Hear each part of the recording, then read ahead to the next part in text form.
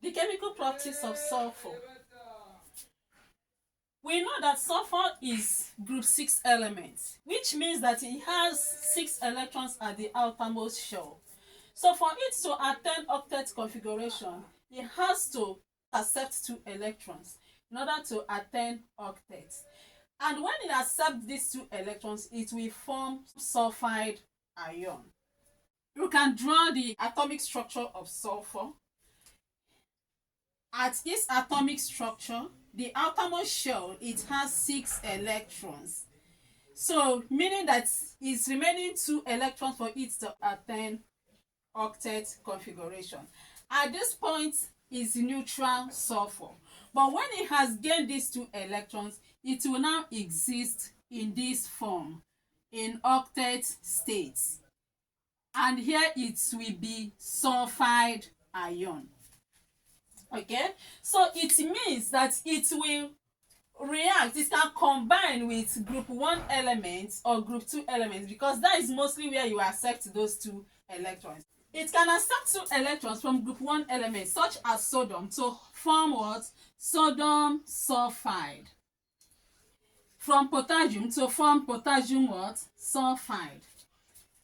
With group 2 elements, it can accept 2 electrons from group 2 elements to form sulfide also. Example, calcium sulfide.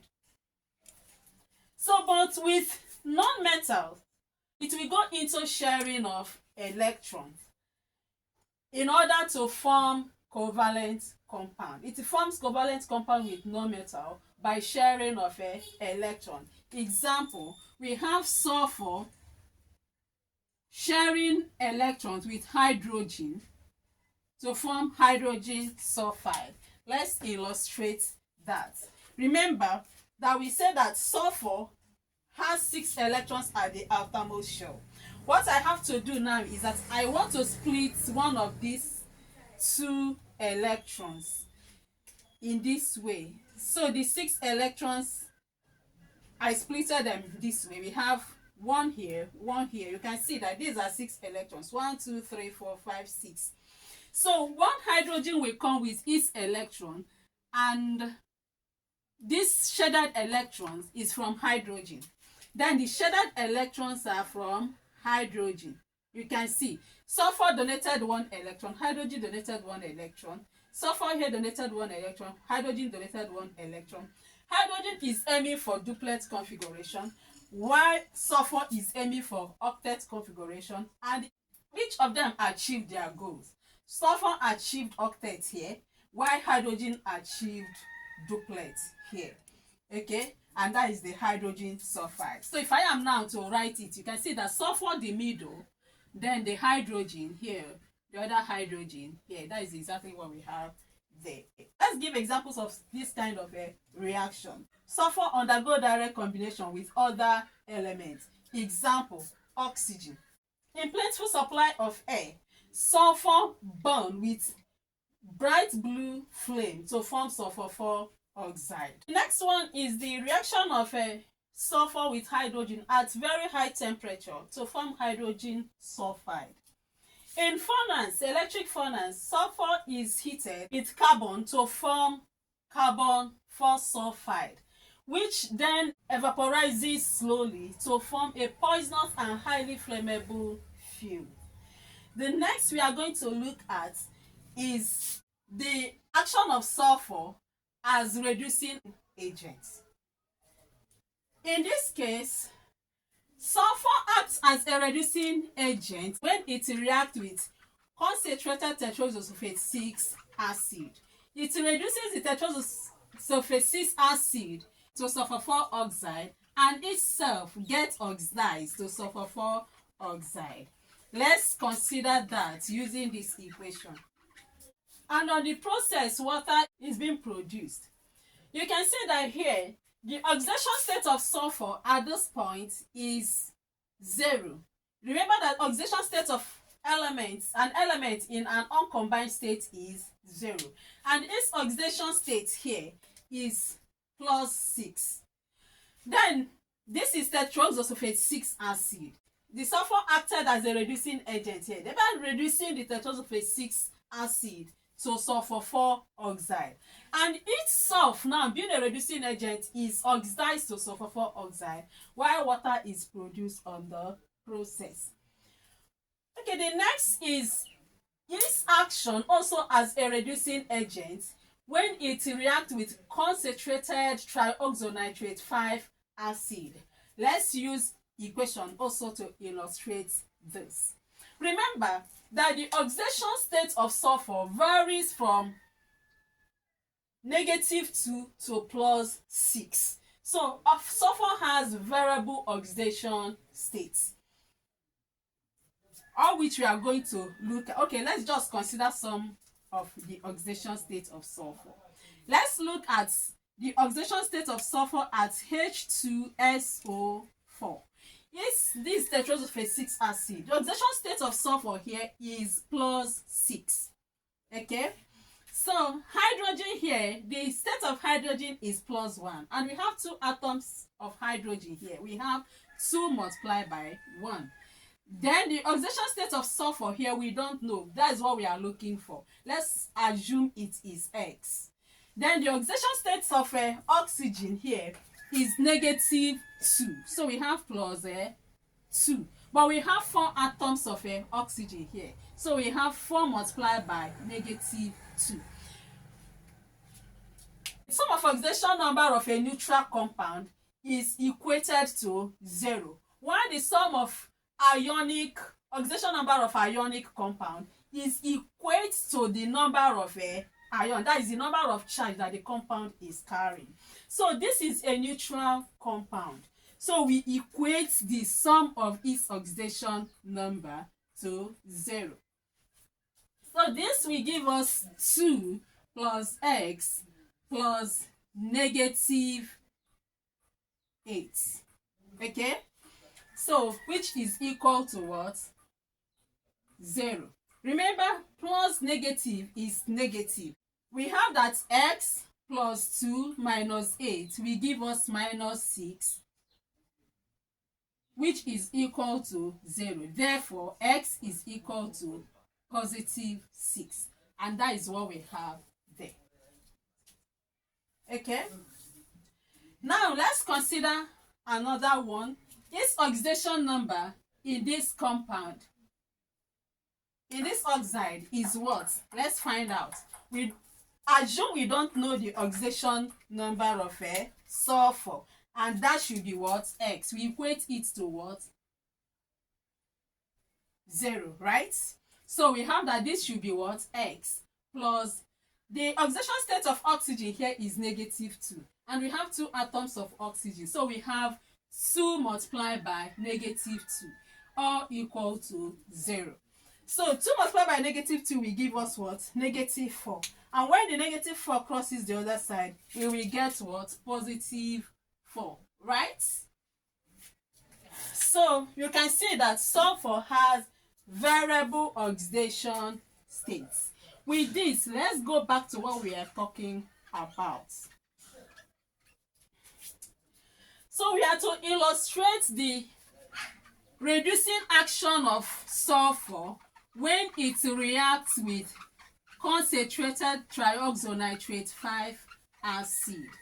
In this case, the concentrated trioxonitrate 5 acid will be reduced by sulfur to nitrogen 4 oxide, and sulfur itself will get oxidized to tetrasulfate 6 acid, and water will also be produced on the process. Let's illustrate using balanced chemical equation. Okay, you can see trioxonitrate 5 acid reacting with sulfur to form tetrasulfate 6 acid, nitrogen 4 oxide, and water.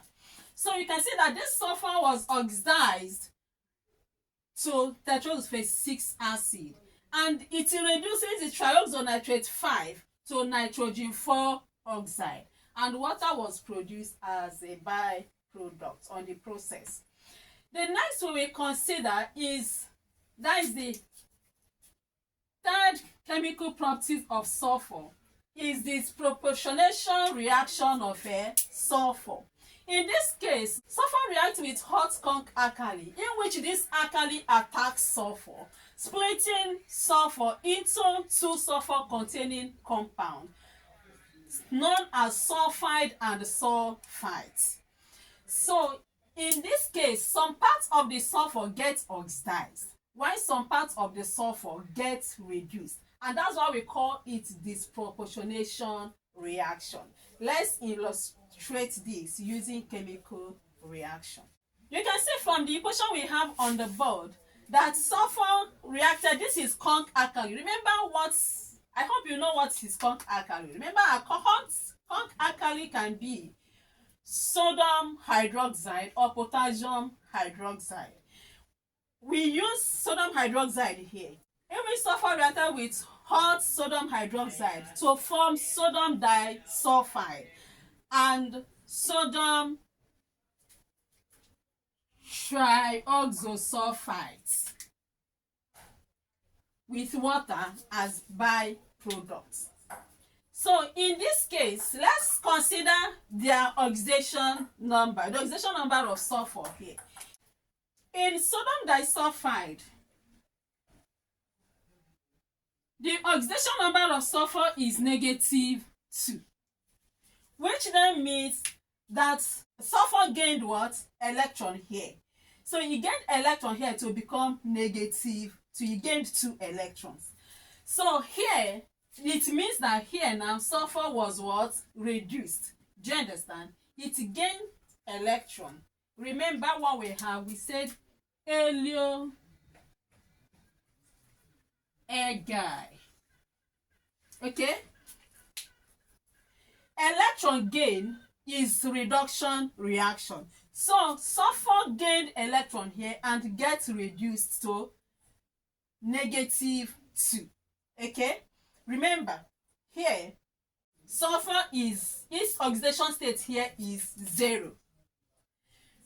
Considering 0 and -2, 0 is greater than -2. It means that the state of sulfur here is reduced state. It was reduced from 0 to -2 because it gained electrons. Okay? Okay, let's consider its oxidation state and the compound sodium sulfite. So in sodium sulfite, the oxidation state of sulfur is +4. Okay? I hope we know how to calculate the oxidation state. Remember, here, the oxidation state of sodium is +1, and we have 2 atoms of sodium. 2 multiplied by 1 will give us +2. Okay? Then we equate the sum of the oxidation number to 0. So when that +2 crosses the sign of equality, it becomes -2. Exactly the same thing is what we are doing here. Let's assume we don't know the oxidation state of sulfur, so that will be X. So we have that oxidation state of sodium here is +1, but we have 2 atoms of sodium. So we have 2 multiplied by 1 plus X, which is the oxidation state of sulfur, plus oxygen. The oxidation state of oxygen here is -2, and we have 3 atoms of oxygen.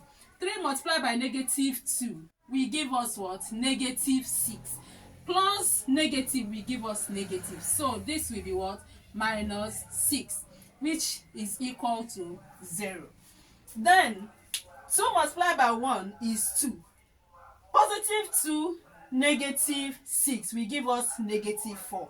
And when the -4 crosses this sign of equality, it becomes +4. So it means that the oxidation state of sulfur in this sodium sulfite is +4. This shows that 4 electrons were lost here. And that means there was what? Oxidation. Oxidation took place. Electron loss is oxidation reaction. You can see it here. Electron loss is oxidation reaction. So that's why we say we call it disproportionation reaction, because there is this part of the sulfur was oxidized and part of it was reduced at the same time. Okay, here it was reduced and here it was oxidized. With this, let's look at the uses of sulfur. Sulfur is used in production of sulfur 4 oxide. It is also used in manufacturing of tetrodophasic acid. In the vulcanization of rubber, sulfur is very important. It's used there. It is used in production of fungicide and insecticide. That is used in spraying to kill the insects. It is used in manufacturing of a bleaching agent that is used in pulp and paper industry. It is also used in manufacturing matches, dyes, gunpowder, and a lot. So sulfur is very useful, it's very important. In the next class, we'll be looking at some compounds of sulfur. Thank you. Go to the activity section and carry out your activities there. See you in the next class. Please, if you like this, click on the subscription button, click on the like button and then the bell, so that when next I upload new video, you will be notified to come and watch.